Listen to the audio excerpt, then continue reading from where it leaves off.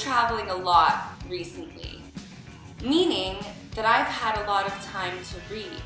Choosing a book to read can be very difficult. Follow the rule of COP. C for the cover, because you should always judge a book by its cover.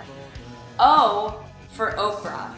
If a book hasn't been in the OPRAH's book club, it's not worth even looking at.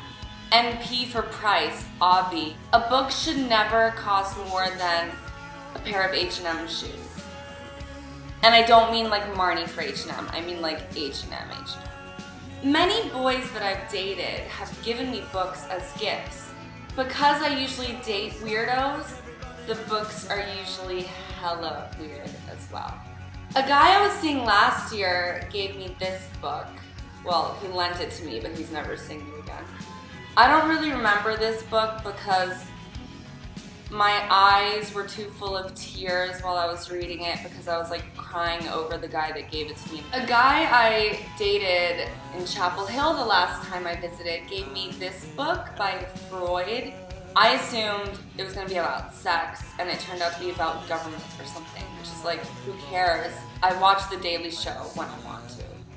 I was seeing this boy, Zach, who I met in Boone, North Carolina.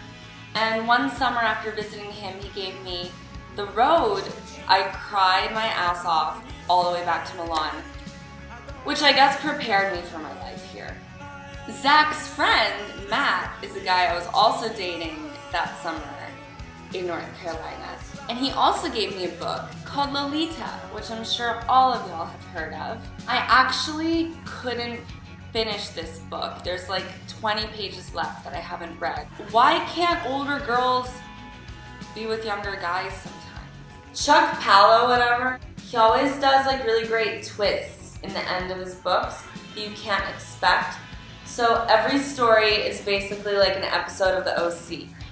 The only thing I don't like about this book is the fact that I can never remember the title, and in fact I went out with this guy like a week ago and I was like, oh my god, I just read the most amazing book, and he was like, what's it called? And I was like, I can't remember.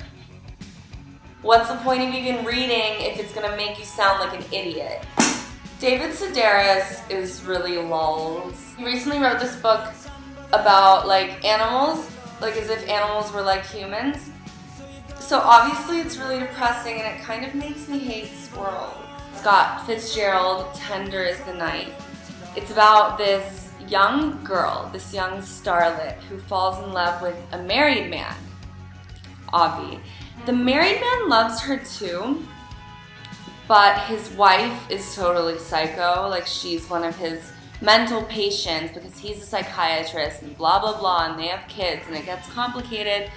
Anyway, in the end, the psycho wife gets better and finds a new husband, and the young starlet totally gets over the married guy, and the married guy ends up hopeless and alone. And it's awesome. I feel like Kurt and I have a lot in common, and I'm convinced that years ago I saw him driving on the beach in North Carolina, and I think that he winked at me from his car.